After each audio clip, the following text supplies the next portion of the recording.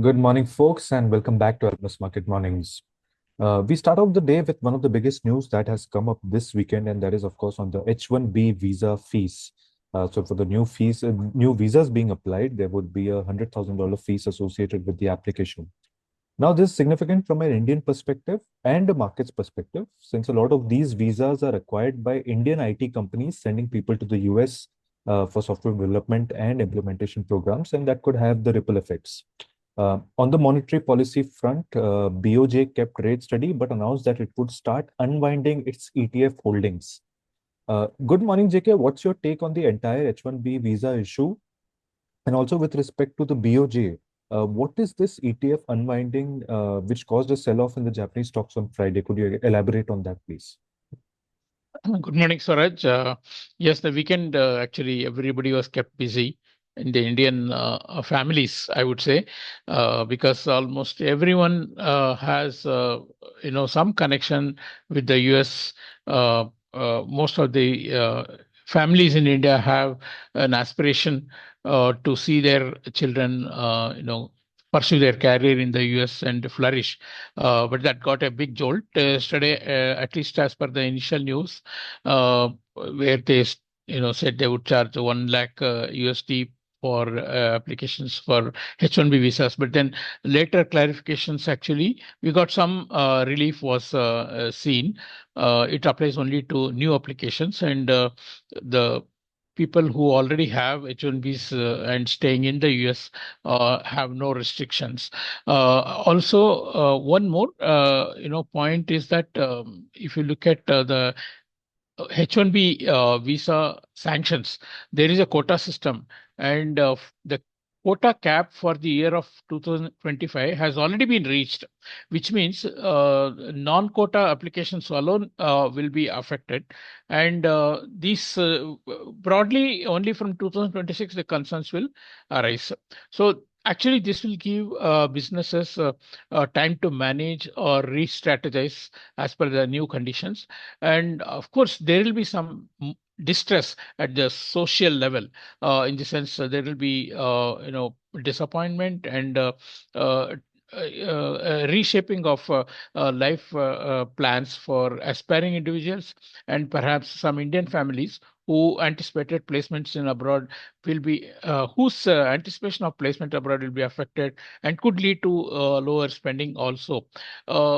So more than anything, I would say that even if the current change in the regulations are not as bad as initially thought, it brings back the thought that uncertainties will continue to haunt, and there is no guarantee that there will be further new restrictions that will not be imposed by the US government. So that actually leads to a change of medium-term strategy from businesses and also at the individual levels.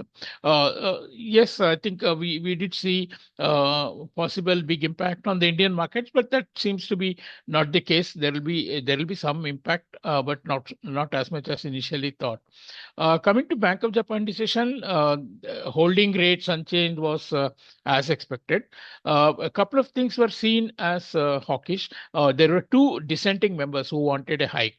And then BOJ also announced buyback of ETFs.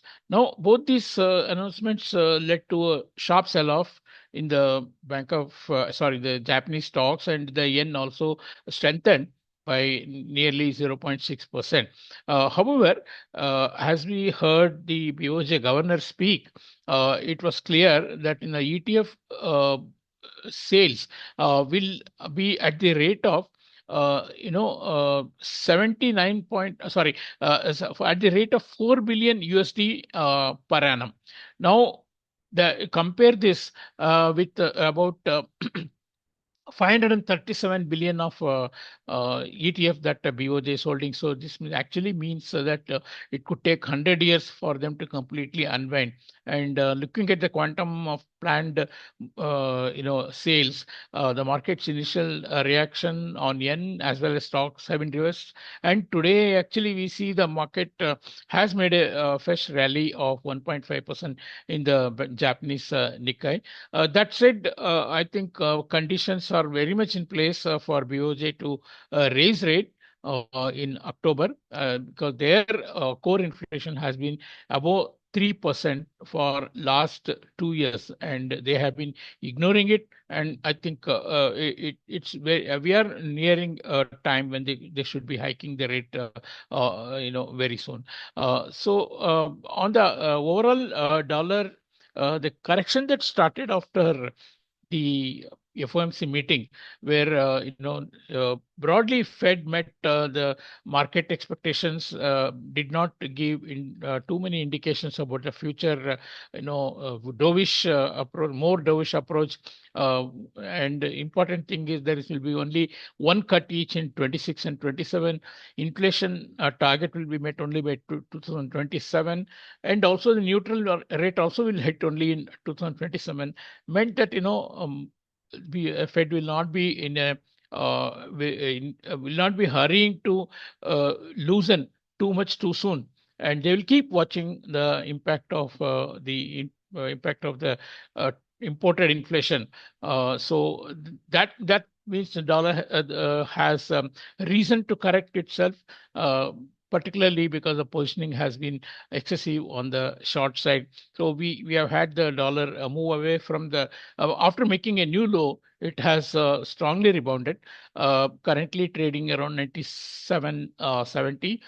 Expectation is that it can recover another 1%, maybe towards 98 half to 99, which means the euro GB and the GBP will probably see some downward pressure as well. Uh, Last week was a week of monetary policies. As many as four major central banks, uh, were meeting. All the decisions were on expected lines. This week, we, of course, latter part of the week gets more interesting because we face the PCE core inflation. These numbers will be very closely watched because now that Fed has played a cautious card while cutting 0.25%, whether inflation will start to present itself more in the coming months numbers, or continues to be subdued is what the market will get. Apart from, we'll also have the GDP number, second estimate for the quarter two as well. Then we'll also have the flash numbers on the manufacturing and services across regions. Dollar, I think dollar will continue to correct itself, and not indicating any change in the trend. But definitely a correction on the card for the excessive positioning. As for the dollar rupee is concerned, as I said, the reaction could be muted for the change in H1B visa regulations. Actually, on the positive side, we have uh, a good number of, as many reportedly as many as 20 companies are floating their IPOs this week, which attracts inflow of nearly 1 billion. We could see a continued cap at 88.30. Obviously, because the implications of the new regulations are not immediate, I think market will not go overboard to buy the dollars at higher levels. And if we do see any, tendency to weaken too much, I won't be surprised to see RBI coming again. But yes, I think market will now focus more on the trade talks, which according to the chief economic advisor is likely to be concluded in November. He's so optimistic that not only the penal rate of 25% will be removed, but also the reciprocal tariff is expecting it to be brought down from 25 to 10%. That looks very optimistic. Market will not act on it until they see some real progress in the talks, but definitely we'll keep an eye on the talks. Thank you. Thank you, JK. And I think H1B being a major uncertainty, for the markets going forward. But of course, as you mentioned, the change in strategy would be over the medium term, at least for the corporates. Interestingly, the sale of the ETF you mentioned for the Bank of Japan, after the Bank of Japan decision, what they announced, it's at $4 billion per annum, and BOJ ETF holdings are at $537 billion, and that would to sell at that rate, it would take over a century to complete. So markets got some relief. The Japanese markets got some relief after they saw the numbers after the initial sell-off. It has recovered, and but from the looks of it, it seems the BOJ is closer to a rate hike, especially in the October meeting. We see dollar index recovery possible towards 98 half. And this week we have the PC numbers along with some GDP numbers to look forward to when it comes to the US data. Domestically, expect USD/INR movement will be muted as there are 20 companies floating IPOs, which would bring some inflows. That's it from us, Ray. Thanks for listening. We'll catch up tomorrow with a fresh round of updates.